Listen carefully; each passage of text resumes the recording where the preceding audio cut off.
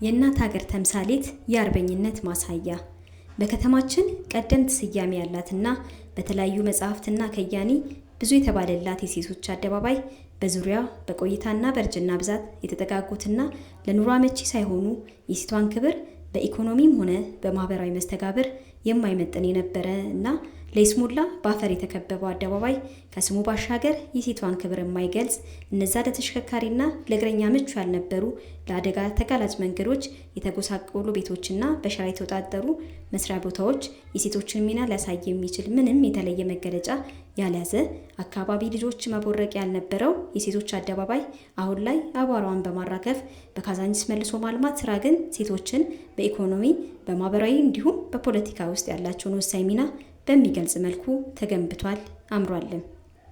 ሐውልቷን በተወሰነ ብንዳስስ ሩቅ የምትመለከትና በእጇ ሚዛን የያዘች ሴት ምስል ሲሆን ይህም ሀገራችንን ኢትዮጵያ የምትወክል ናት።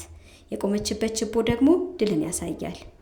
በሐውልቱ ዙሪያ ያሉት የጽጌረዳ አበባ እንደ ስሟ ውብ አበባ ለማድረግ እየተጋን ያለነውን ከተማችንን አዲስ አበባን እንዲወክል ተደርጎ የተሰራ ሲሆን በአበባው ላይ በዝቅተኛ ስራ እስከ ትልቅ ኃላፊነት በተለይም በኢኮኖሚ፣ በፖለቲካ፣ በማህበራዊ ዘርፎች እስከ መሪነት ድረስ ሴቶች ያላቸው ሚና የሚያንጸባርቅ ነው።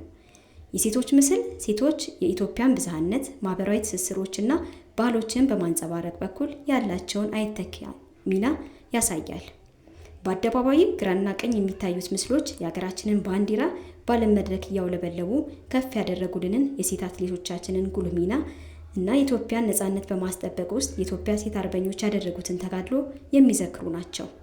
በአደባባዩ ግራና ቀኝ የሚታዩት የእንዝርትና እንጀራ ሲጋገር የሚያሳዩ ምስሎች የተለየ ትምህርት ስልጠና ሳይኖራቸው እናቶቻችን ጥጥ አባስተው ፈትለውና ወደ ልብስነት ቀይረው የሚያለብሱ እንዲሁም እንጀራ ጋግረው የሚመግቡ በተፈጥሮ የተቸራቸውን ጥበብና የላቀ መረዳዳት የሚያመላክት ነው።